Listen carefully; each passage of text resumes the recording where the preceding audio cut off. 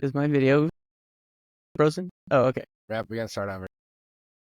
Hello and welcome to the Pixelated Realms Gamescast, your guide through the digital landscape, untangling the mysteries of your favorite titles and discussing the latest and greatest in video game fun. I'm your host, Alex Salerno, saying the intro correctly, and alongside me is my brother Tyler and my good friend Dustin.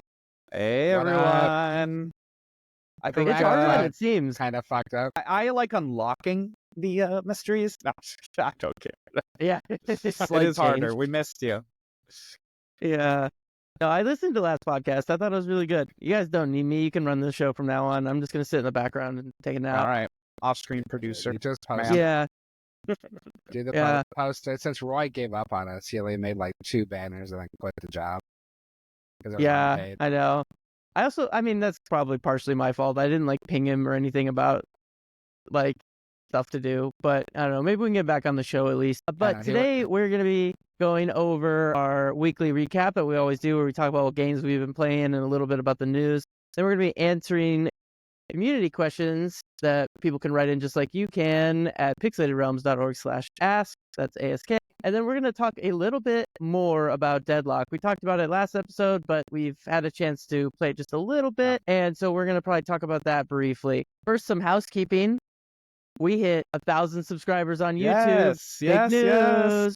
Thank you so much, everyone. About to quit our jobs. Fucking All right. full-time content creators. 2 weeks notice. Watch Going out. in tomorrow. Yeah. Yeah. Thank you, everybody.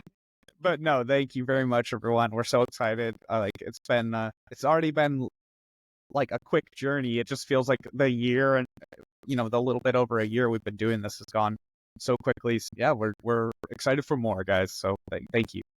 Did you spell out ass because you didn't want people to think you said ass for questions? No, but I don't know. It's just a habit. Part of me was like, maybe we should do ASK. Pixelated Realms/Axed, just because. I don't know. It's just technically. It's just a habit when like you're reading like URLs and you're like, what the heck did he say? What did he say? Ass. Who knows? Sometimes I slur. I don't want to ask a question. I don't know. It's just a habit. When I spell my name, I spell it. I like my last name. I spell phonetically on the phone too. So it's just like a habit I picked up. Do too. Dustin W. Oh, no, I'm not gonna do the whole thing, but yeah, I do too. Docs. It's docs. Dude, here's what my about address and doxing social. though? So this girl I met in Texas like years ago at an esports event. We still keep in touch, and like I follow her on Twitter, and she has like this burner account that she says crazy shit on, and like she was posting photos of her and her fiance like were on a cruise, and she was posting pictures of doors that were swingers because the Universal Swinger logo is an upside down pineapple. If you didn't know. I didn't know that. She took a picture of 2 doors on the cruise ship that had upside down pineapples on them, meaning like the people who sleep here are swingers. Come on in and have some fun. But like one of the doors totally had the people's last name and city that they live in. And I was like, oh my god, that doxing right there. Like, what are you doing? What are you doing? Like the Smiths from like fucking Missouri or whatever. That's not really. But like, that's basically why what it was. They have that on the outside of a door? I know. Is it a swinger's boat? I feel like she's like not telling us something. It's like maybe like that's like they have it on the door as like for people as they're checking in. Like, oh, this is like the door. Some people. I don't know. That's like overkill. I feel like it's more like a camaraderie thing, like get to know the people around you. You know what I mean? Or I don't know. They were the only ones who did that. That's my. The other door didn't have it. The other door did not have it. Only that one. These people were really friendly. Really friendly. Like, we're ready to swing and bang. We're from this fucking Maybe city. they were down with the picture being shared. I don't know. By the way, well, need a copyright swing and bang. Here we continue on. If you guys are watching. We also have a Patreon. Go to Pixelated Realms. Time to worst transition ever.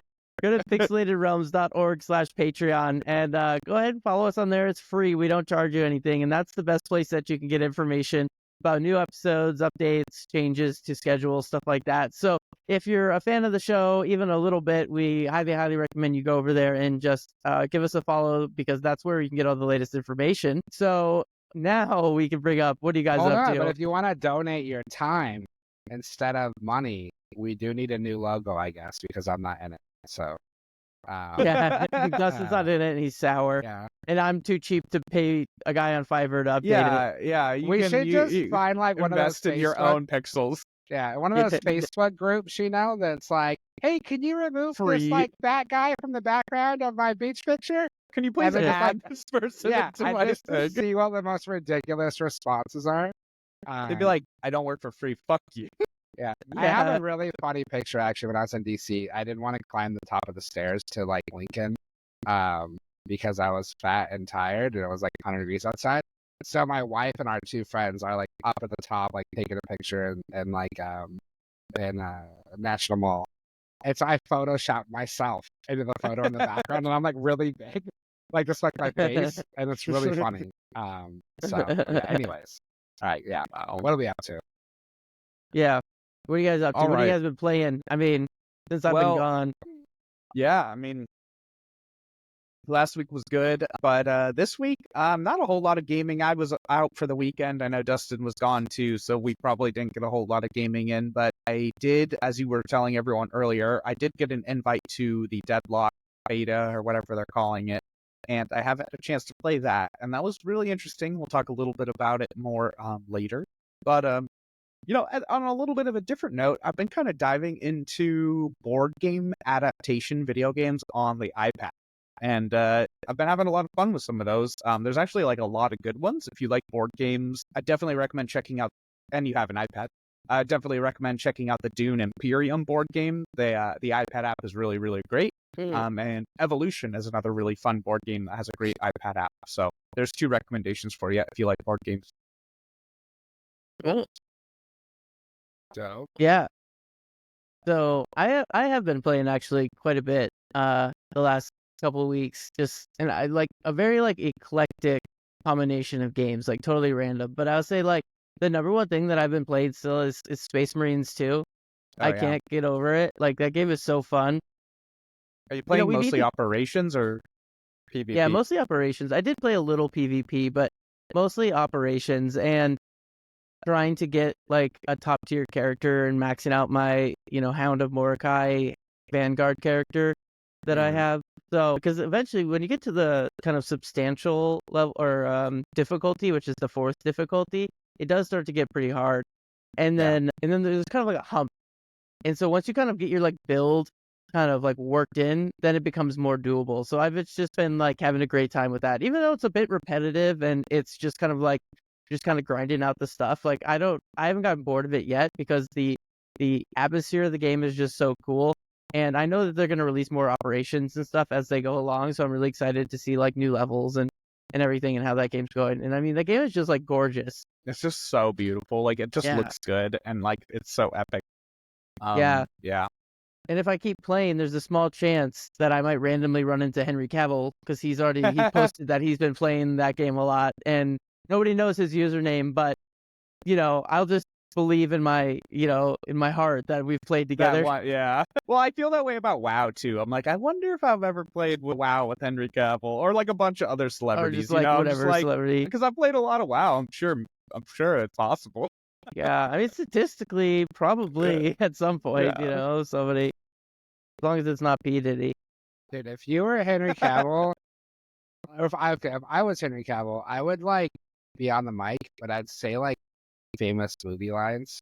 I feel like he would, like your soundboard, The Witcher, you know, or like I'd be like at the start of the round, be like, do they bleed? And it's like, wait, what the fuck? Is that Henry Cavill?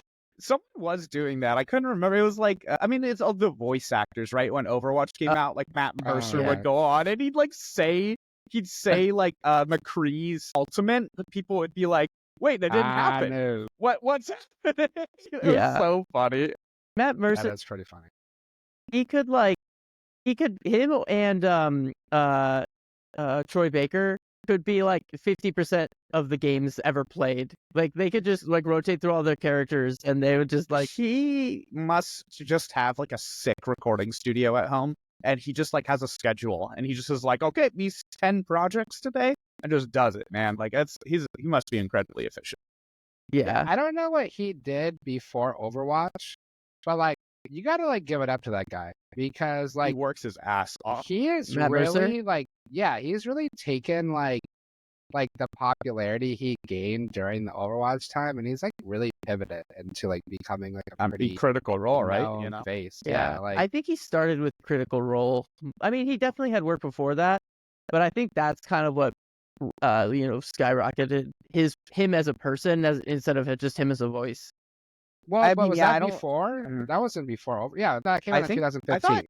So I was about to say Critical Role was before Overwatch, but he had a pretty impressive range of work to get the Overwatch job still. But yeah. No, certainly. Yeah, we love Matt Mercer, man. I love you, dude. You're great. Yeah. I was always mad because like at Comic-Con, I think the year after Overwatch came out, like 3 or 4 of the voice actors were there, and they all were free autographs, except for the voice actress for Diva was charging like $40. Everyone else was free. And I got to meet a couple of them. Yeah. Was she like looking around and she's like, I might have fucked up? Or probably her manager. It's probably not even her. Yeah, they don't make decisions like that. Yeah, probably. But also, like, she's very attractive. And I'm sure, like, they're like, dude, all the guys are like simping out over you. They'll definitely pay $40 to say hello. It might also be like a way to prevent people from creeping on her too hard. You know what I mean? Like, they're like, hey, we'll make them pay $40. So, like, they can't just casually walk over and creep on you, like something like that. Yeah, possibly. I mean, I think they're all at the same table, but yeah, that's true. I thought it was like kind of a bummer. But make your money however you can, I guess. Yeah, the hustle is real. Yeah, but been playing Space Marine. Been playing. I started picking up some older games, not older, but Satisfactory. They had their 1.0 come out, so I went ahead and I love that game. I love that game so much, so I went ahead and like started over and did that one. I'm playing the shit out of that game. If you like games like Factorio, I think I'm gonna get a lot of hate for this, but I think Satisfactory is better than Factorio. Logan completely agrees with you on that, and so there's a lot of people who agree with you on that. That's not a hot take. Yeah, I'm the one. Factorio is better. I love Factorio, don't get me wrong, but I just like the 3D environment of it all. Just takes it to a whole different level. I think that's what I don't like about it. I'm like, the 3D breaks my brain when it comes to doing the factory stuff, and I'm just like, I don't know. But don't get me wrong, like I don't have 200 hours in it to like get through that. In Factorio I do, but yeah. Because one of my favorite games of all time is Subnautica, and in fact, Satisfactory reminds me a lot of Subnautica. In fact, they might be made by the same person. I have honestly no idea, but that game is so fun. So if you like, automation and that kind of like resource management kind of game, like it's an absolutely great game. The other game that I've been playing again is V Rising. That one also had like its 1.0, even though it's been out for years. Love that game. Top tier game. So fun. So I've been casually playing that one again. But then I've also been playing Star Wars Outlaws, which I've been trying to beat it. I need to beat it. Yeah, and been playing the crap out of that game. And I still haven't finished Jedi Survivor, where I'm like on the pretty close to what I think is the end, because they had this huge plot twist. And very twisty. And I was like, woo, like, and so now I'm like, holy shit, I got to see how that ended, because, that was big. Yeah. I'm not going to say what it was. But, no. So I just, it's a good time to be a gamer. Like, I have so much. And then I also been playing Cyberpunk 2077 because I finally got my computer is finally working again, right? I got a new computer. My old computer had all these, like, hiccups that it was having, like, its entire life, and because of that CPU issue. And so games like Cyberpunk would have trouble, and it would crash every 20 minutes. And so it made it very hard for me to want to play those games. And I'm like, well, I have a working computer again. So I downloaded that one. Cyberpunk's the best game for that. Yeah. So between you guys pick up Space Marine, Bounty Hunter remake that we talked about in October, I was August. No. Yeah, I was the one who did. But did I beat it? Did you ever play it? Oh no, yeah, I played the first 4 missions, and it's it's solid, but I was like, I'm not gonna spend more time on beating this. Another game doomed to the backlog for all of eternity. Yeah. That being said, another game came out recently that I do enjoy the first version of, and that is Frostpunk 2. So Frostpunk 1, it's like a survival city building, but it's very punishing. So it's you you will not make it out alive kind of thing. So you'll be like faced with these like impossible decisions. Do you force the kids to work, or do you let like 10% of the population die because you can't make like quotas for food and fuel? It's like really, and then you like when you and this is just the first game. The second game's elaborated on this a lot, and I'm excited to play it. I haven't got a chance yet to like really dive in. In the first game, instead of like upgrades, it'll basically like be like bad things, like, you know, instead of like, you know, children dying of this disease, now they're dying of this disease, but that benefits you in this weird way. It's like really grim, but it's very fun. It's a very fun game. The second one definitely offers a very like, it's not just like a repeat of the first game, as far as I can tell. It's really like trying to expand out like what the game is. So I'll play it some more, but I'll get back to everyone on how it is. Did you guys ever play the first one was fun?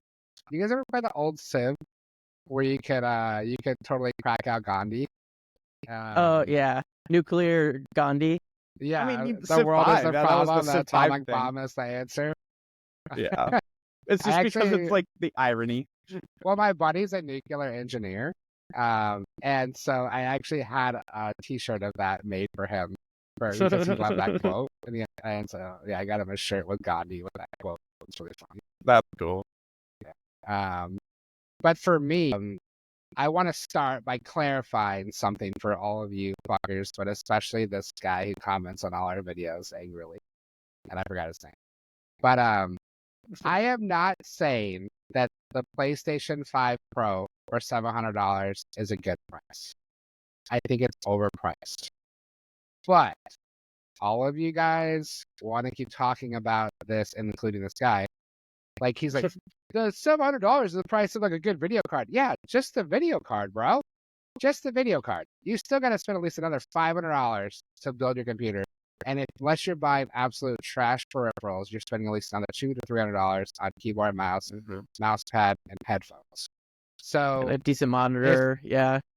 So if you're compared looking to the market of, I mean, for the power to market ratio, so if you're paying $700 for your graphics card, you're probably not going to skimp on other components. So you're going to spend a lot more than $500. At least, you're probably getting some level of i7 processor, maybe like a good i5. You're getting the minimum 600 watt power supply.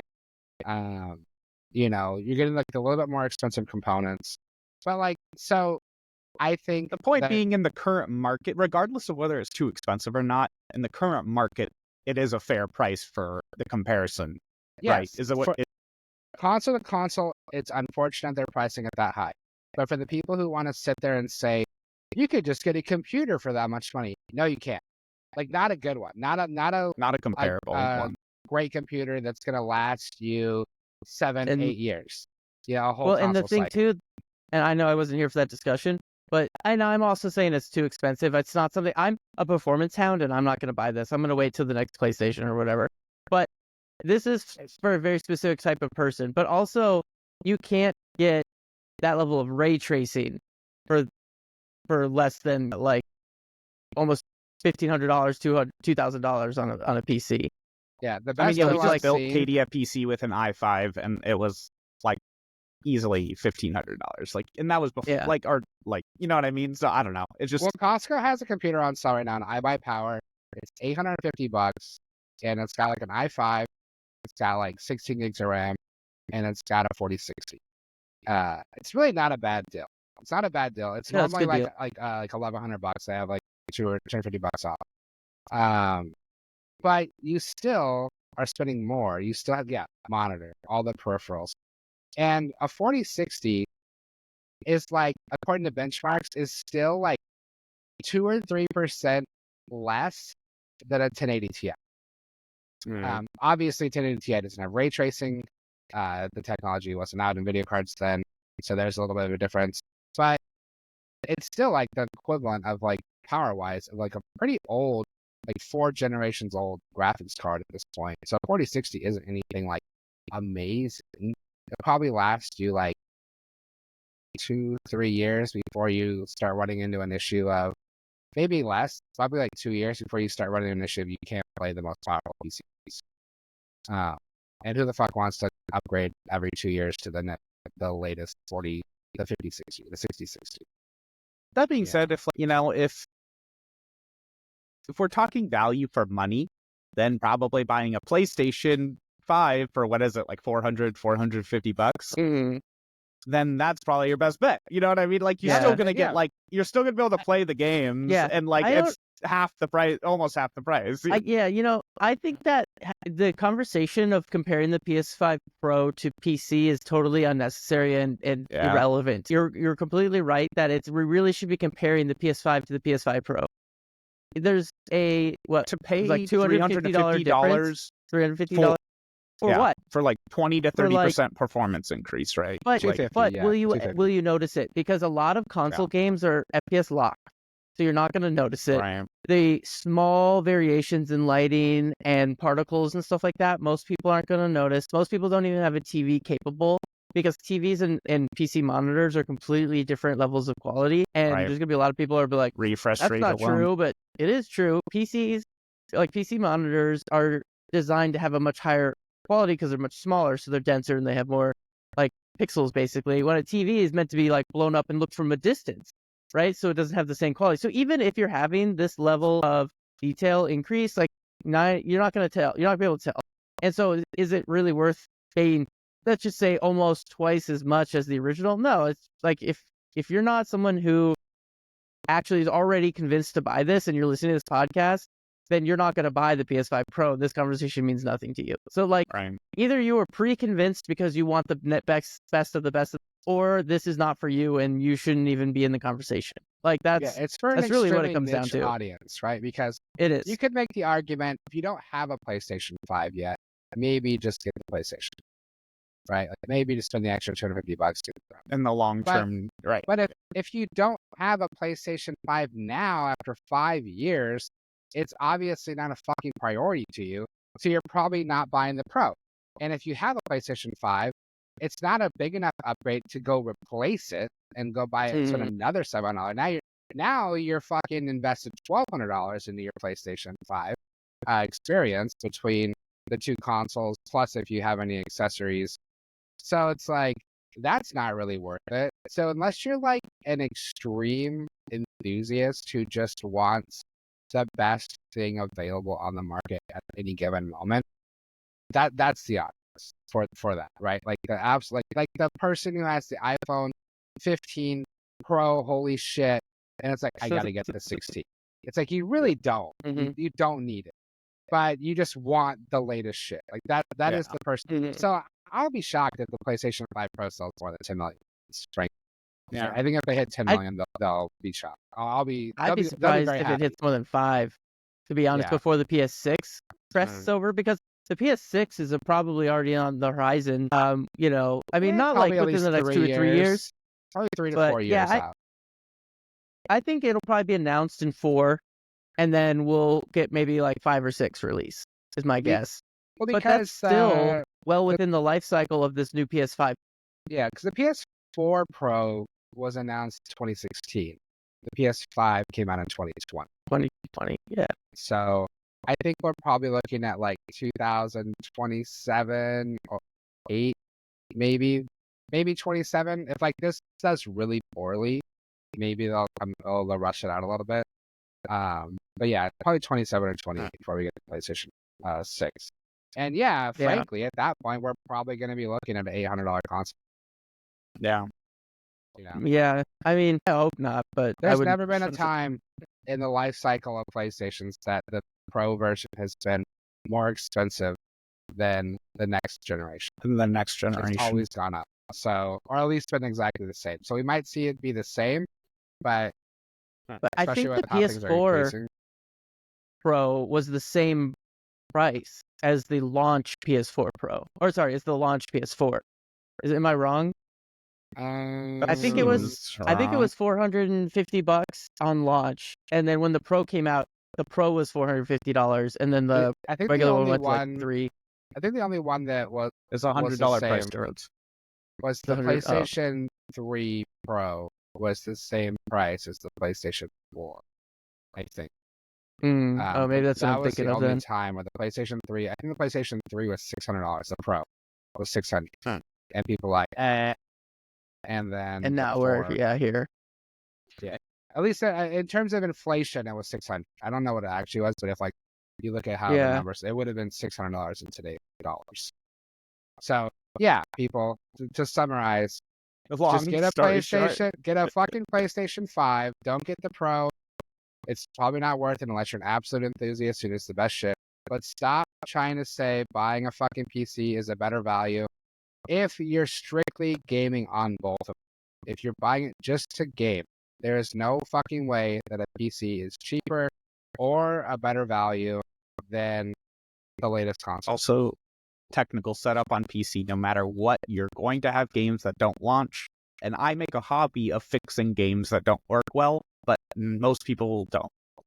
Like, PC gaming inherently requires knowledge. And more fickle. I don't care what that guy fucking said. It does. How many run as administrators or compatibility, troubleshooters? Like, I do that stuff all the time.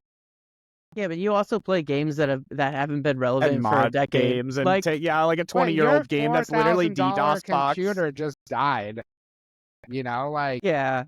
You know, and I spent 2 months trying to fix it. Yeah. Well, I guess consoles. So imagine if you go drop $800 and after 1 year your fucking top of the line video card shorts out and fries, and then all of a sudden now you're going to spend another $800 after a single year because you're out of warranty. Yeah, that shit happens. Like I had two 9800 SLI. That was the best card before the 1080 Ti, and they were connected, and one fried and it burned the other one. And I lost all 30 the same off. You know, so much of a tangent. Have you guys seen the 30th anniversary limited edition PS5 Pro? Yeah, that's cool. PS5. It's funny good as fuck.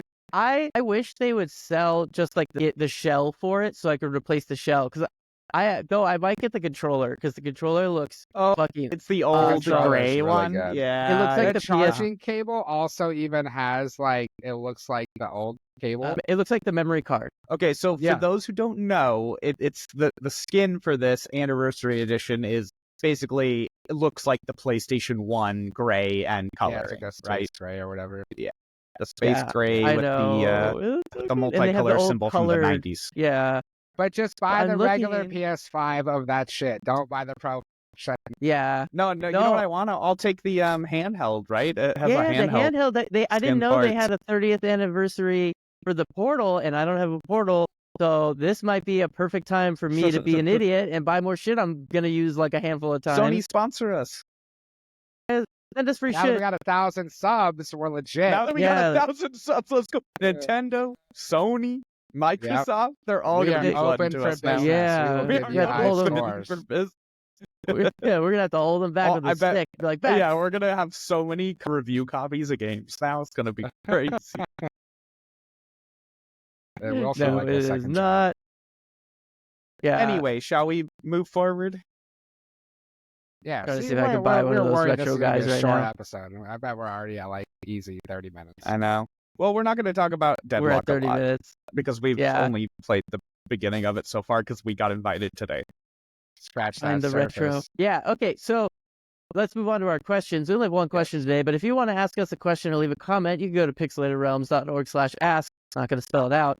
Leave us a comment. We'll talk about it at the middle of the show. I don't know why I still have it say at the end of the show. That's an old piece. I have to update that. So, question from Old Reliable Ralph, Mr. Reliable, not Old Reliable, Mr. Reliable. We got to have him on the show again. I don't know why he's so hesitant. Ralph, get on the fucking show with us. Join us next week. Everyone, pressure him in. Go, Ralph Ryder. Ralph. I'll just tag him. IDERS. Tag his ass and tell him to be on the show. I'll tell Ralph that you guys are both going to be out next week, and I need him as a guest. And I want a video essay on Ghost of Tsushima from Ralph. Yeah. You guys will just log in, and he'll be like, "What the fuck? I thought you guys were out." And he's like, "No, we just wanted you to be." Now we framed you. The other day, I forgot who I was talking to another friend that was playing Space Marines 2, and I was like, my friend Ralph is the #1 player Ghost, and I was like, I want to be the Ralph of Space Marines 2. He's like, I don't get what that means, but okay. So the question today from Ralph is, what is a good game series to introduce your spouse to gaming? And I love this question because I like to play games with my wife, but she only likes very specific games, so I have to convince her to play certain ones. Racers or whatever the fuck. Dude, Toontown, man. Just Toontown. It's Toontown. Go MMO. She loves Toontown. She plays the shit out of that game. I'm gonna have not a hard time, but like my spouse is a gamer, so it's like I'm gonna have to think like it's the from opposite. a different like perspective. What could I get? What would I introduce if they weren't a gamer, but she is a gamer? So I'll go first here. Go first. Take it away.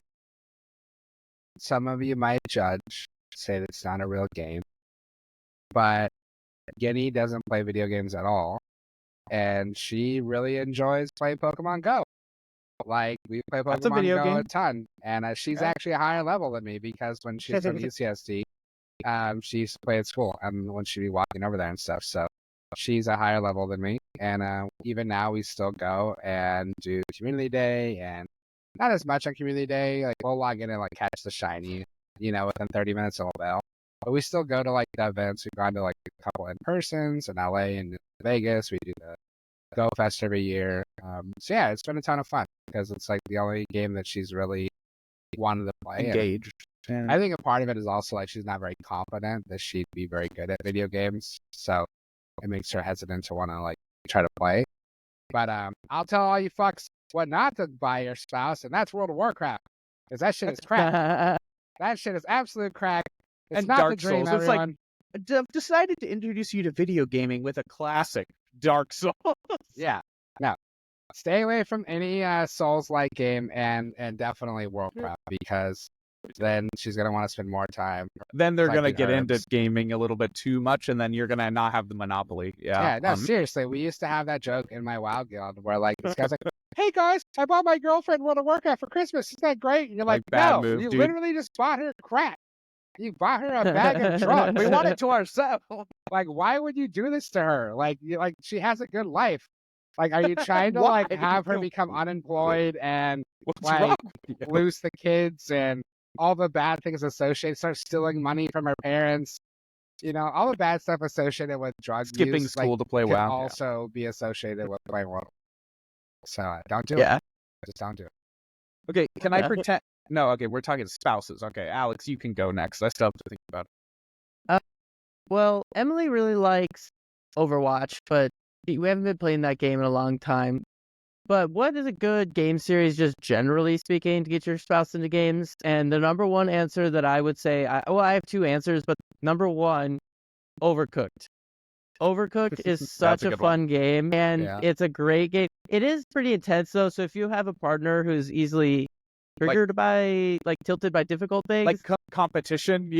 Yeah, like competition. Or if you're a very competitive person, or like fucking cook the noodles! God damn it! Sharon! Yeah. If you're not like that, for don't sure. Gordon Ramsay your wife, right? Donkey! Don't get divorced because of it. Yeah. Or break up. Yeah, don't do it. What are you? You're a fucking idiot sandwich. Yeah, we play that shit as a work like bonding experience, and sometimes it went very good, sometimes not so much. Sometimes bonding, sometimes further apart. Yeah, right. It's a 50-50 chance. But that one, and then It Takes Two. That's funny. I was gonna be like, seems like a pretty obvious one. Emily and I play that one all the time. The game is so long. I did not realize how long that game is. We're only halfway in, and we were over 15 hours, which seems like a long time when you have to sit down with another person and play co-op with that. For some reason, because it's a lot harder to find time when you're both 100% invested. And so it's taken us probably over a year just to get that far. But it's a A+ 10 out of 10 game. One game of the year then it came out, I think, and it's which is not common for that kind of game. It won a lot of accolades. It won a lot of awards. Either way, great game. So that's another good one. What about Sea of Thieves? Yeah, that's kind of what I was thinking. I was thinking It Takes Two, because it's funny though, because I haven't played It Takes Two, but everything I've seen and heard, it seems like, so when you're trying to introduce a partner to video games that they don't play, doing something fun and simple that you two have to work together on, right? Portal 2 might be a good one. That's a good Portal one. Yeah. are games where you have to inherently work together to succeed. Portal's a good one because there's not a lot of pressure. You can get yourself killed or whatever, but you just reset and it's a puzzle, right? So maybe I'll for all intents and purposes I'll say Portal 2, but I don't know. I think it would depend on your partner. If your partner enjoys fantasy worlds, I think that would make me think a series of things. If your partner's interested in, at least, a lot of people don't like violence, right? Like, there's a lot of people who just aren't going to play a violent video game. For those people, I would recommend like Stardew Valley, right? Like, a lot you hear of a lot of people being like, oh, I showed my partner Stardew Valley and they've been, obsessed for like 4 weeks. So Animal that's another Crossing. great game. It's not, staying away from like the violence, which might, have been the reason some people don't get into it. Yeah. Another good one if you want to have your spouse play with you, ranked League of Legends. Ranked League of Legends, fantastic. Specifically in the higher tiers. Yeah. Dark Souls is also a good starting point for with backseat construction. Neo also great.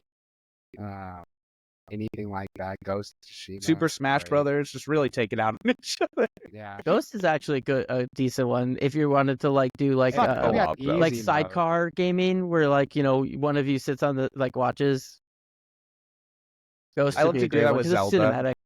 We've done that before. We'll just like switch off playing Zelda. It's just any Zelda Ghost we'll on do. the hardest mode. Then you're just like one sword hit and you're like, oh, you're dead. Yeah, my turn. Sorry. Sit here and watch me for 3 hours now. Yeah, great question. So we'll go ahead and move on to talk about Deadlock. So we've been playing it a little bit. Yeah, we just got our hands on it. Literally today. But the reason we want to talk about it is because, first and foremost, Valve already has successful competitive games. And the question is going to be, everything is pointing towards Deadlock, looking like it's going to be a pretty successful franchise. And so, like, is this the next big MOBA? Is this the next Dota 2? Is this the next League of Legends kind of deal? Who knows? Like, besides Smite, I can't think of any other over-the-shoulder third-person MOBAs that exist and have an audience. And it seems like they're trying to fill that. And knowing Valve, I expect them to surpass Smite quite easily, just because of the scale of what they do. Yeah. I mean, so far it seems good. Nothing about it made me not want to play it. And the reason I say it like that, and not saying like I really like dove into it is one, I haven't played enough time into it, but also it's like an alpha. It's like pre-alpha basically. Yeah. Like it's super early. You can't judge it too soon. And you can tell like there's things in the game, not the actual gameplay itself, but like the tutorials and stuff are kind of like written up text blocks and that they did a voiceover to. And you're like, okay, I can tell that they're going to add something here later. And they were just like, we just need to get something out to tell people how to play the game. I mean, it doesn't feel cheap at all. It doesn't feel like they were just like, but it does feel like a placeholder. Yeah. But I like where it's going. I like the mix of the MOBA and the shooter style. It's like MOBA Overwatchy, right? Kind of thing, that arena shooter. It's a lot more MOBA though than arena shooter. It is a lot more MOBA. If you walk into Deadlock thinking you're going to be playing like a game like Call of Duty where you jump in and start shooting, once people get used to the game, you're going to immediately lose. So it's that's the one thing I'll dive into a little bit here. So if you're wondering mechanically how this is similar to the most popular MOBAs out there, it's actually very similar. Having started and been playing this today, things that are consistent among this MOBA and other MOBAs is last hitting. So when you're going to be last hitting the minions like you do in League and like you do in Dota, instead of this being to slow down the lane, which I assume is still the reason you're going to be doing it, it's to save ammo. Because as soon as you kill that minion, you're actually only getting 50% of the EXP, which is called souls in this game. The other 50% of that EXP pops out in a bubble above them that you have to shoot. And so it actually ends up being this really intense mechanic where you not only have to get the last hit, but you have to get the last hit and not be reloading so that you can shoot the bubble above. Now, there's one more element to this. When the enemy kills your minion, a bubble pops up above their head and you can shoot it. So you're playing this crazy back and forth game with your lane opponent to try to get these other bubbles and other 50% of this like experience or souls needed to progress your character. Yeah. So you can deny basically. Partially, big denial. So like it's going to be just as League and Dota are a game of like micro mistakes and micro like good moves, This game is going to be like that, If you after a few minutes, you've denied enough to have an item up on your opponent. You go buy that item, you kill the opponent, now you're ahead. It's just that progressive rolling snowballing, right, that we see in MOBAs. Yeah, and it does have like the item-based builds. So you do have like your abilities, which you gain experience to level up your abilities, but then you can also spend souls to buy items that progressively get better to upgrade. You have kind of three main topics of your damage, weapon damage, your vitality, and your ability damage, or I guess just abilities. And you have like a mobility equipment slot too. Yeah, so and you can have 4 in each, except for I think the mobility one. And no, mobility, they're all 4, and then you have mobility, weapons, and armor, right? So those are the 3 categories of items you can buy, and then there's a 4th category, which is I can't remember the name of it at the moment. Because maybe yours was different, because mine was weapons, vitality, and spirit was the 3 categories I could buy for. Oh, okay. Maybe I'm just like... Which map to like weapon damage, health, and stuff like that, and abilities. Yeah. I mean, either way, it's like you're buying a weapon, you're buying a piece of armor, or you're buying something that enhances. Yeah. Okay, I get you. Yeah. But you're playing characters that are like Overwatch characters, so it's interesting. Kind of goofy. Like everyone has a gimmick and stuff like that, and they all have like kind of one higher, like stronger power than the rest. And it's cool. And the mechanic that I really like is they have like this rail system above your character that you can use to like ride the rail back to your base to like heal real quick and then ride. So it's kind of like their mode of transportation. So it feels like a London like style feel to it. Yeah, I think that the aesthetic's kind of cool. I enjoy that. Yeah, that's something we should talk about too. Yeah, the aesthetic is fun. It's kind of in this like alternate dimension kind of thing where you're like a spooky London punk. No, I wouldn't say punk. I'd say more of like kind of like Tim Burton Halloween kind of style. It's that spooky, is it? I don't know. But I mean, it's like all the characters are like dead or spirits or something. Like they're all like ghosts and things. So it's kind of that, like kind of theme. I don't know how to describe it. I've only spent like maybe 30 minutes in it, but yeah. Either way, I'm gonna look into the lore a little bit because it does look cool. But it does, like, the arena you're playing in it's like very much inspired, by London and England. Mm-hmm. Excuse me. No, one other observation I've made is like the games are kind of long, like pushing through the different phases of towers, and then eventually like the Nexus or the final thing to destroy that wins the game. It's a pretty lengthy process. There's a lot of like quote towers, even though they're more like minions in this game. They're like golems. Yeah. So it's a little bit interesting. I have to play more games to really get a feel for it, but I don't know. Everyone keep this on your radar because this might be a big deal in a few years' time. I mean, we don't know. Valve typically does a good job at making sure what they release is solid. So I think we're seeing a lot of that now, and in a few years we'll probably get a pretty solid release of this game. Yeah, I mean, I think we can say at least minimally is because they have such a big brand behind them that the game isn't going to go away anytime soon. And it doesn't look like there's anything that is disastrous off the gate, which is the only thing that I could think of that would cause them to, fall in obscurity, like Concord. But, and they're taking it slow, which Valve's MO is doing things very slowly and taking time and making sure things work. So they're, like I said, this isn't even considered a beta. It's like their alpha. So there's probably going to be at least a year, if not 2, before this game is officially released. It might even be longer for all I know. And, they're going to have plenty of time to balance and work in the characters and work in the feel of the game and everything like that. So I'm honestly kind of surprised they released it that at this point, even at an invitation only kind of a thing. Well, I mean, I think either way, I think people are having fun with it. Like, I'm seeing a lot of buzz generated, a lot of YouTube videos about builds and what to know. And when you see that kind of stuff, that's when I know people are dedicating all their time to they think this game's really gonna do well. And not, they don't always pan out, but I'm hopeful in this one. Yeah, me too. Dustin, you gonna play it at all? You gonna play with us? I mean, I have it installed. I've just been busy. I haven't had a chance to Yeah, I think we all have. If we set a night to play, I will make time to log.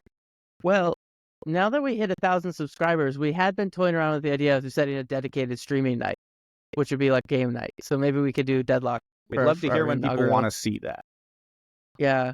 Please let us know. I mean, we're still working out the details. It probably won't be weekly like our podcast, but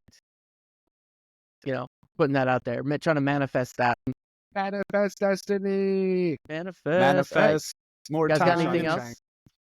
No. I think there's just my closing statement will be thank you for 1,000 subscribers, everyone, and keep engaging with us because we want to hear what you have to say, and look forward to more. And more negative comments. More negative comments on YouTube. Hey, keep Dustin busy. He needs to. I'll fucking argue with you to the end of the earth. I don't give a fuck. Yeah, our community manager right here. Yeah. Yeah. I can't stop looking about how good the PS Portal looks in this 30th anniversary. Oh my edition. god! I'm gonna have to send it to you afterwards because it's just this thing is so beautiful. Look at this. I'm gonna link it to you. Anyways, if you're listening, you gotta go look up an image of the 30th anniversary stuff. But thank you all for listening. Don't forget to follow or subscribe to be notified when we post new episodes. Article, Alex. I finally got the PlayStation Portal. Don't make the same mistake. It's literally the fucking headline. Topic. We'll find out. Anyways, we post new episodes every Tuesday morning, sometimes Monday night, on podcast services and YouTube. You can also find us on Instagram, Threads, and YouTube at Pixelated Realms and Pixelated Realms Podcast. Thank you all very much. Have a great day.